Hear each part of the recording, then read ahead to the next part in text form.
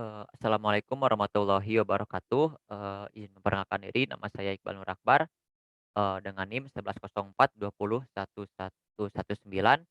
kelasnya TF4403, akan menjelaskan, UAS Tekom CLO 4. Oke, disajikan pertanyaan, sebagai berikut.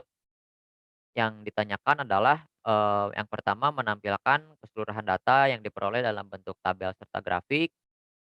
Lalu yang nomor 2 menentukan jarak tempuh Bandung-Jakartanya berapa.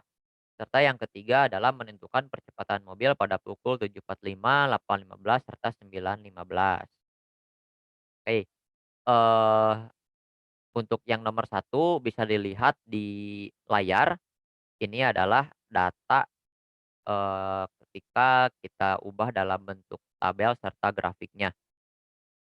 Oke, masing-masing, ada waktu tempuh yang ditulis dalam detik, lalu ada kecepatan yang ditulis dalam kilometer per jam, serta dalam meter per sekon. Lalu, penghitungan, jarak dalam meter ini dilakukan secara manual atau, dengan cara satu persatu. Lalu nanti juga ada metode penghitungan dengan cara integral, dengan metode trapesium, Simpson 1/8 serta Simpson 3/8. Oke, untuk nomor satu datanya ini. Oke, lanjut ke nomor 2, menentukan jarak tempuh. Saya izin pindah ke Excel. Oke, yang pertama, menentukan jarak tempuh. Di sini saya menggunakan 4 cara. Cara yang pertama adalah cara menghitung satu persatu. Caranya adalah, kecepatan, saya menggunakan yang meter per sekon ini, dikali dengan waktu tempuh, mobil. Berhubung di soal diketahui bahwa kecepatannya itu diukur setiap 15 menit sekali, artinya kecepatannya ini tinggal dikali saja dengan 15 menit atau dengan 900 detik. Kayak didapatlah jaraknya itu ketika pukul 7.15 adalah 200.000 meter, maaf, 20.000 meter atau 20 kilo. Nah, dengan cara yang sama juga tinggal aplikasikan untuk, F2, F3, sampai F10, sehingga didapatkan total jaraknya itu adalah 112.500 meter, atau kita konversi ke kilometer menjadi 112,5 kilometer. Oke,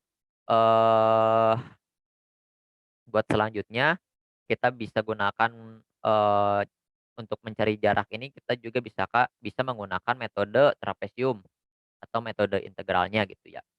Nah, untuk metode integral, trapesium ini, kayak metodenya ini caranya seperti ini gitu ya. Jadi si H-nya ini atau selisih antar jarak, selisih waktu tempuhnya ini, didapatlah 900 untuk selisihnya. Nah, selisihnya ini si H-nya ini dibagi 2, jadi G2 dibagi 2 gitu ya di selnya. Lalu dikalikan dengan E2 itu adalah kecepatan dalam meter per sekon atau si F0-nya, kecepatan F0 ditambah 2 dikali penjumlahan dari F1 sampai F9. Penjumlahan kecepatannya ya, F1 sampai F9 ditambah dengan data kecepatan di F10.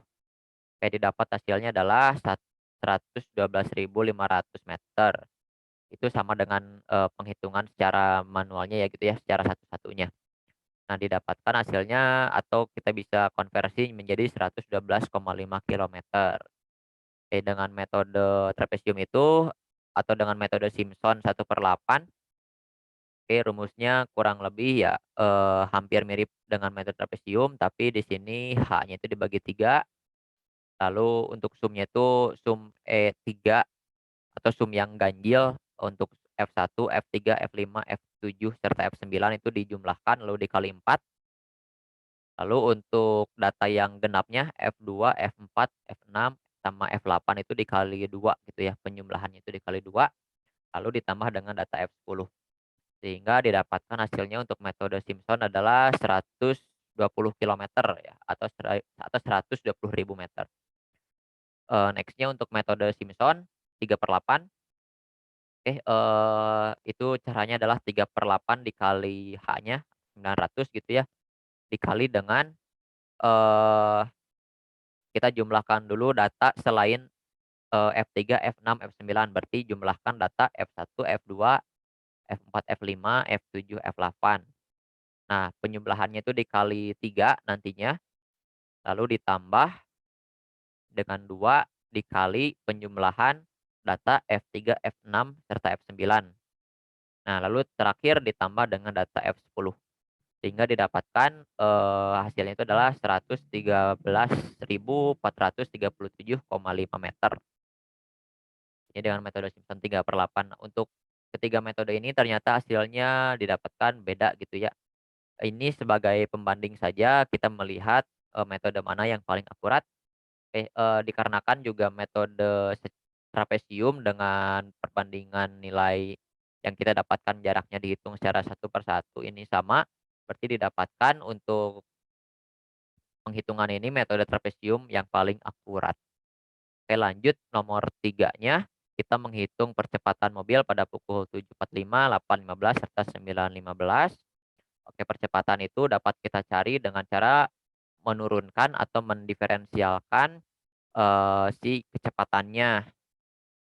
Nah, saya tandain untuk yang kecepatan di 745 itu diferensialnya itu adalah, kecepatan di F4 dikurangi kecepatan di F2 dibagi dengan waktu tempuh F4 dikurangi waktu tempuh F2, sehingga didapat hasilnya adalah minus 0,01234569. Oke, tanda minus di sini artinya mobil mengalami perlambatan gitu ya. Jadi kalau kita lihat di grafik dia turun grafiknya. Lalu untuk pukul 8.15 karena di soal diketahui bahwa pukul 8 sampai pukul 8.30 dia mobilnya itu adalah, berhenti di rest area. Jadi kecepatannya itu nol, artinya tidak ada perubahan kecepatan sehingga percepatannya tidak ada gitu ya atau 0 meter per sekon kuadrat.